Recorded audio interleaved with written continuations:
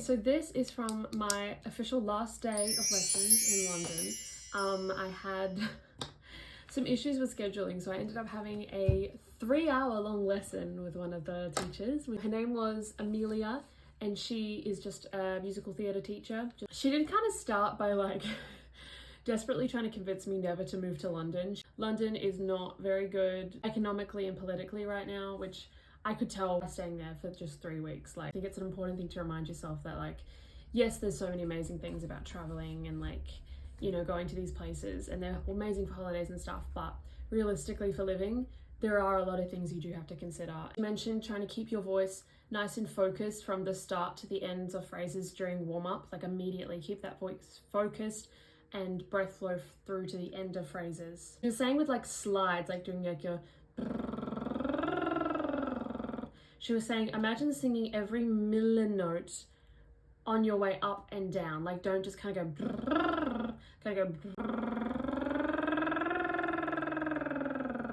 like, try and imagine you're singing each and every note on the way up and down. She was saying that warm up is the time where you should be focusing and trying to think, what can I let go of? Like physically. I mean, that hyper focus on your body is very important during warm up. She was reminding me that like when you stop air, you stop sound. So like in warm up, we were going quite high and my voice just kind of like gave out. And she was like, no, you can sing up there. You just decided to stop like supporting it with air. And then I did it again and I could. If you support it with air and nothing comes out, then obviously you can't reach that note, but it's actually less safe just cutting out your air.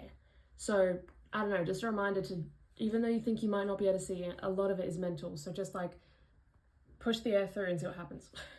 Anything's feeling like tickly in warm-up or just in general, she was saying to just kind of go back to your more like primal sounds or like shouty sounds, reminding us like your voice that not everything is singy. And I did find that really helpful, like especially with the belting stuff I did later, by like going back to just sort of yelling the words, all of the tickly stuff that I was feeling would go away. But obviously monitoring that for yourself.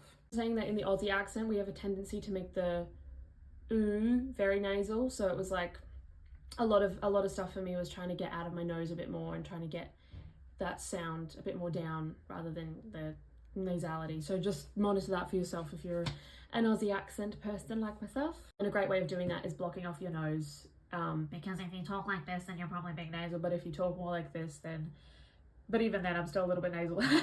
But it's a good way to monitor it while you're doing warm-ups or even on like a song, like monitor it through your nose. She then kind of went through a vocal massage routine with me, especially for jaw tension, which I will do in another video if people are interested. She was saying that the tongue, jaw and soft palate coordination is in charge of twang and nasality. So if your jaw is tight, there's a good chance that it could be why you're sounding nasal. Like that's my problem, for example. I get a very tight jaw, and she was saying that that's probably leading to your nasality. Or if you've got a tight tongue root, that can also lead to nasality and issues with the twang.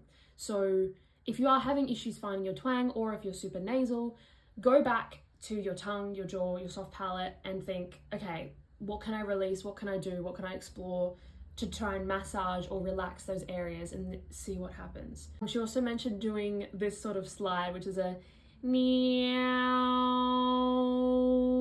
And if you do that with the blocked nose, you can see where on the sort of vowel spectrum your nasality is sitting. This came up quite a few times, especially with the song that we're doing. When you sing a W, make sure it starts with a w, w. So if I say, I will never shut up again.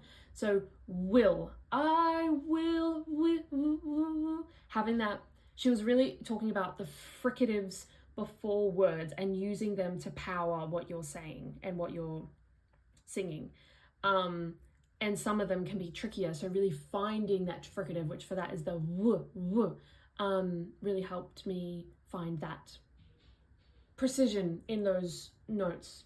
So we started working on I Will Never Shut Up Again from Heathers. She was saying that my larynx is very high with my belt stuff, and so she was helping me remind myself to like lower that larynx a little bit and not have it so tight. And she was saying doing like a ho, ho, ho, ho is a good way to sort of lower the larynx, and thinking down while you're belting and thinking down while you're up in those phrases. Obviously, your larynx doesn't need to be super low when you're doing belt stuff, but It's just to remind yourself as much as you can. It'll correct it a little bit. And a great way of also doing that is just speaking it and realizing how chill it actually is. I was doing a lot less singing and a lot more storytelling. You're saying to me that when you say uh-oh, and you go up into your belty area, that's the amount of effort that you should be doing on your belt stuff, especially in a song like this. Like, it does not need to be all that.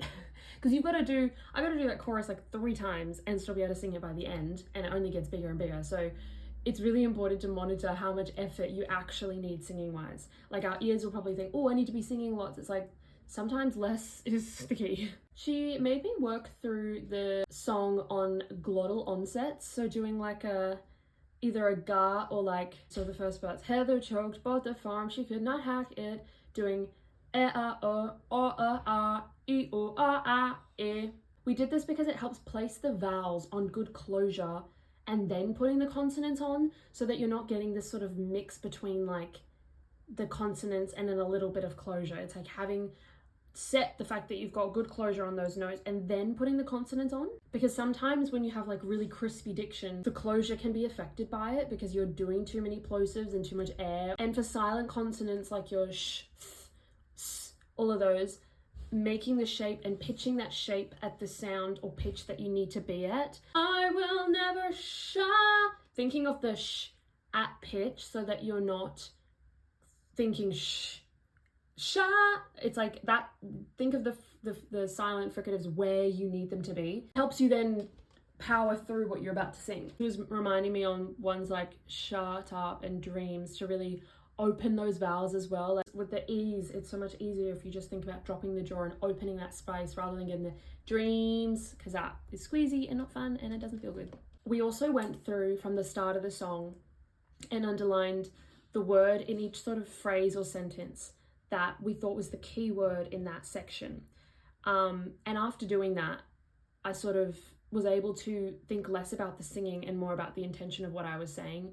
And it again sort of brought down the effort, but brought intention forward, which was really helpful. Also was talking about how good negative practice can be, where it's like when there's certain things that you're doing wrong and it's feeling tight or weird and everything, go to the extreme of it and like, you know, pressure it up, obviously within safety, but see what you're doing wrong in a larger sense so that you can really feel it and then bring it down from there. Because sometimes when you're stuck in a loop of things, it's hard to see what you're doing wrong or figure out how to fix it, and sometimes going to the extreme can then take you back and be like, oh, that's what I'm doing, I need to release this, or I can feel this here, I need to release that.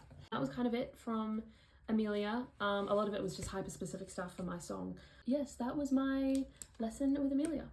After a long day of lessons, I then went to go see The Hunger Games on stage with Hamish and Connor, which was awesome because it was the first time actually seeing a show here with friends. And it happened.